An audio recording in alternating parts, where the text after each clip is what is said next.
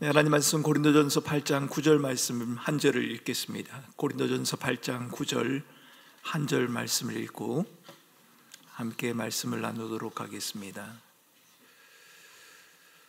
8장 9절 말씀입니다. 한 절의 말씀입니다. 같이 읽겠습니다. 그런즉 너희의 자유가 믿음이 약한 자들에게 걸려 넘어지지 않게 하는 것이 되지 않도록 조심하라. 아멘. 우리 김 선교사님이 제게 생명의 은인이다 이런 표현을 썼습니다만, 제가 유학 생활을 할 때 가장 큰 사랑의 빚을 진 가정이 아마 김인식 목사님 가정이 아닌가 싶습니다. 다 같이 어려운데 저희도 그때는 공부를 하고 있었고 우리 김 선교사님도 공부를 하고 있었는데, 한참 힘들고 어려울 때가 되면 어느덧 저희 집에 이렇게 봉투가 하나 이렇게 놓여 있을 때가 있었습니다. 이게 누가 준 건가라고 보니까 내가 김 선교사님이 놓고 간, 여러 차례 그런 적이 있습니다. 그래서 제가 참 큰 사랑의 빚을 지고는 있습니다만은, 올해에 따라서 아프리카에 대한 이야기들이 제게 좀 많이 전해지고 있습니다. 제가 원래 공부했던 곳이 그곳이기도 하지만 저희 교회가 속한 이 김포 부천 지역에 있는 교회들의 연합 모임을 노회라고 한다고 여러분들에게 제가 말씀을 드렸습니다.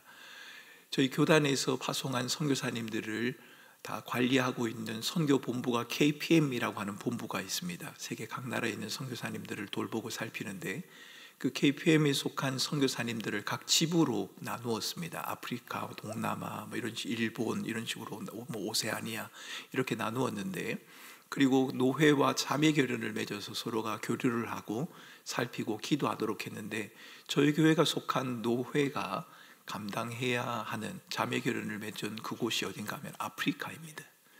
아프리카 지역이라서 아마 내년에 아프리카 지역의 선교사님들이 저희 노회를 방문하실 것 같습니다. 아마 허락되어진다면 저희 교회에도 아마 오시지 않을까라는 생각이 듭니다만, 부쩍 이 아프리카에 대한 이야기들이 많이 들리게 됩니다. 그러면서 제가 그곳에 머물고 유학을 했다는 그 이유 때문인지 아프리카에 대한 이야기만 있으면 제게 연락이 옵니다. 목사님이 거기 계셨으니까 이렇게 이야기를 하는데, 하나님께서 어떤 일들을 어떻게 요구하시고 어떻게 진행하실런지는 모르겠습니다만, 우리가 사랑의 빚을 짓고 복음의 빚을 진 자로 구원을 누리고 있다면 우리 또한 또 다른 자들에게 빚진 자로서의 마땅히 감당해야 할 의무가 있지 않을까 싶습니다. 그곳이 아프리카일 수도 있고 중동일 수도 있고 오세아니아 지역일 수도 있고 여러 나라들이 있을 수 있지 않겠습니까?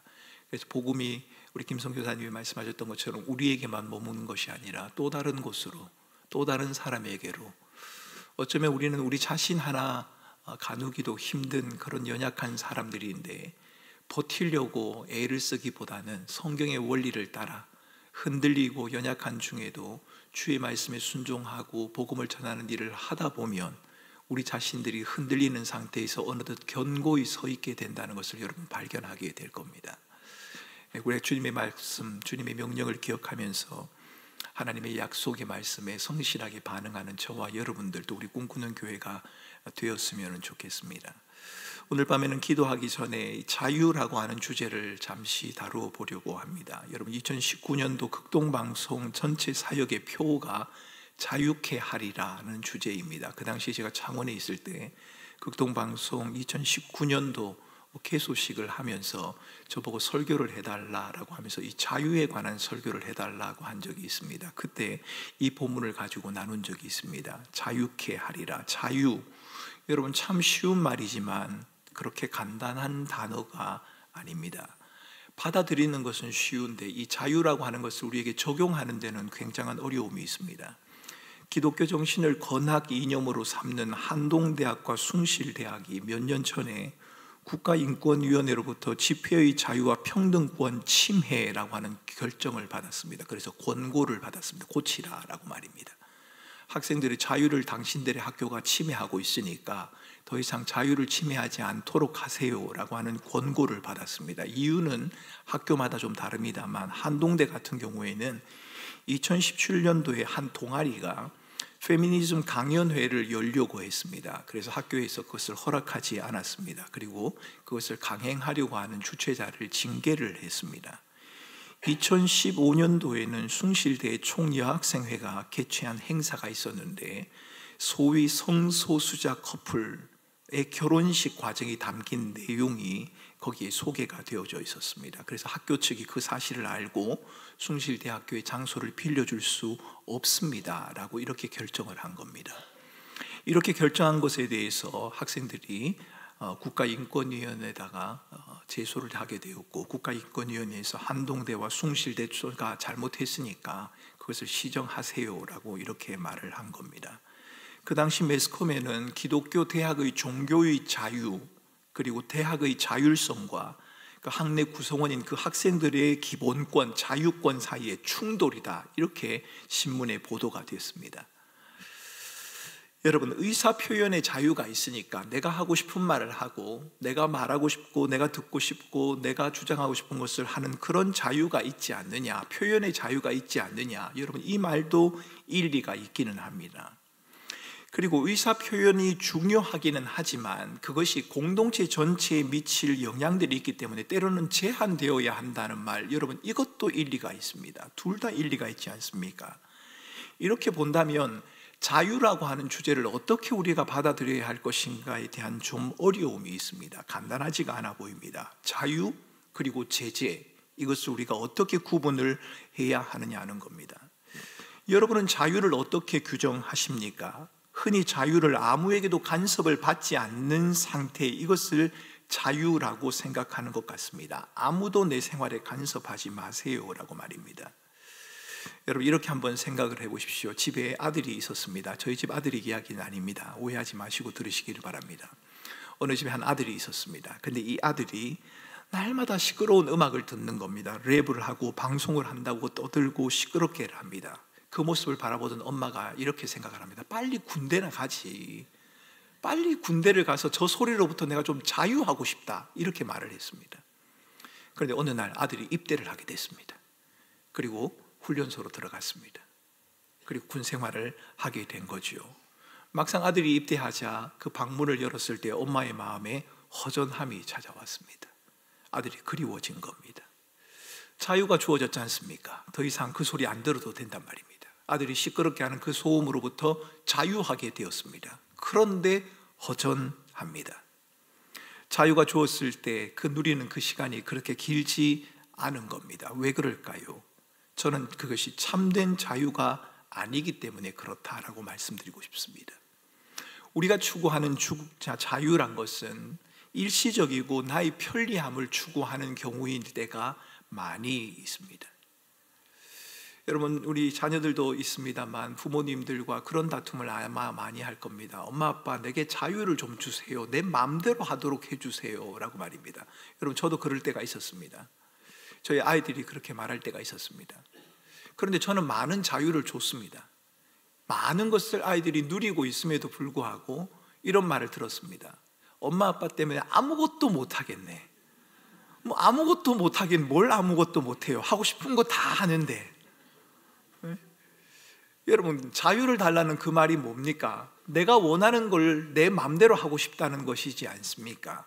나의 편리를 따라 살고 싶다는 것, 우리가 그것을 자유라고 말할 때가 있지 않느냐는 겁니다.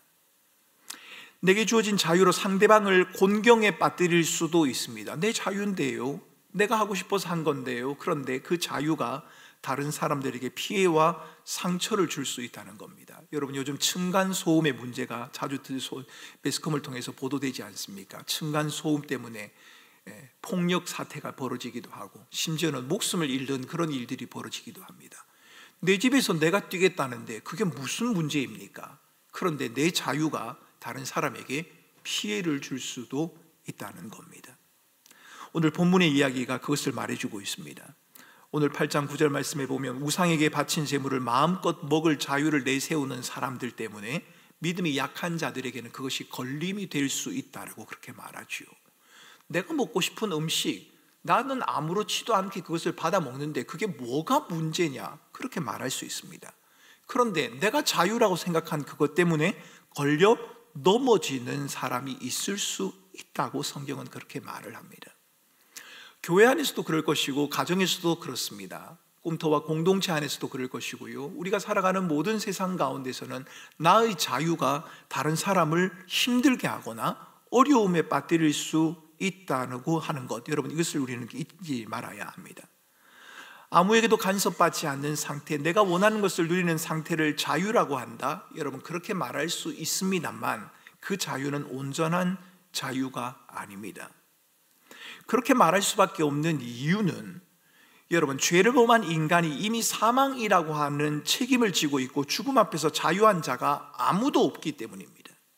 이 세상을 살아가는 사람은 자유를 누릴 수 있는 사람이 아무도 없습니다. 우리는 태생적으로 죄라고 하는 그 책임을 지고 태어나서 살아가고 있고 죽음이라고 하는 벗어날 수 없는 굴레 속에서 살아가는 자들이라는 말입니다. 성경은 죄의 삭은 사망이고 모든 사람이 죄를 범하였다라고 그렇게 말하지 않습니까?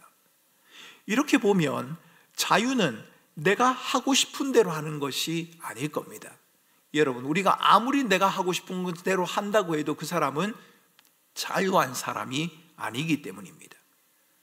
그러기에 설령 내 마음대로 하는 것이 자유다 그렇게 말할 수 있을지 몰라도 때로는 그 자유가 조절되거나 절제되어야 하는 경우도 있다는 것을 여러분 기억하셔야 합니다.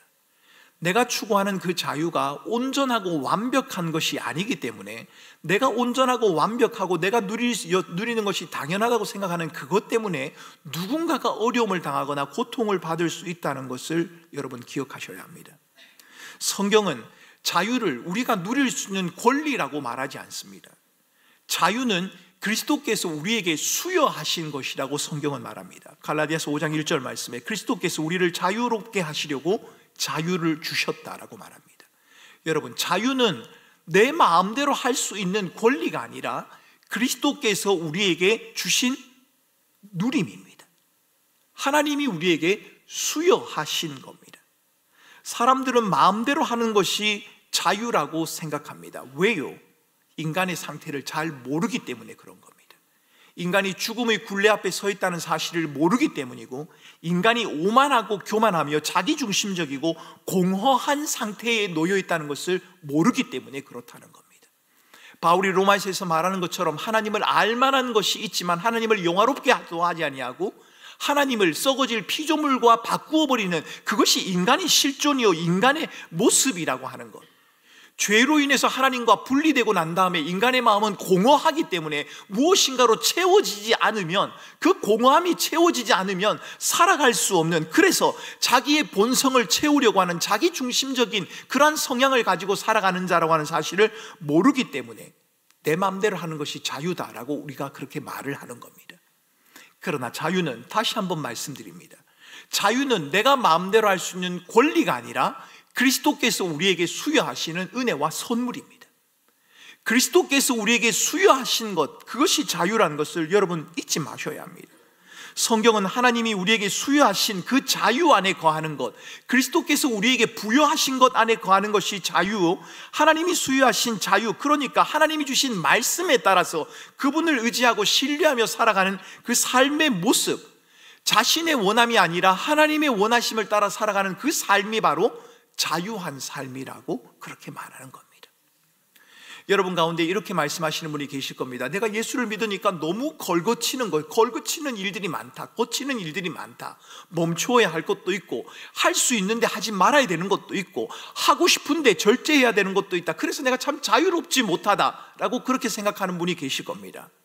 그런데 성경의 가르침에 따르면 그리스도의 원하심을 따라 살아가려고 함으로 인하여 겪는 여러분들의 불편함, 그 상태를 성경은 자유라고 말하는 겁니다.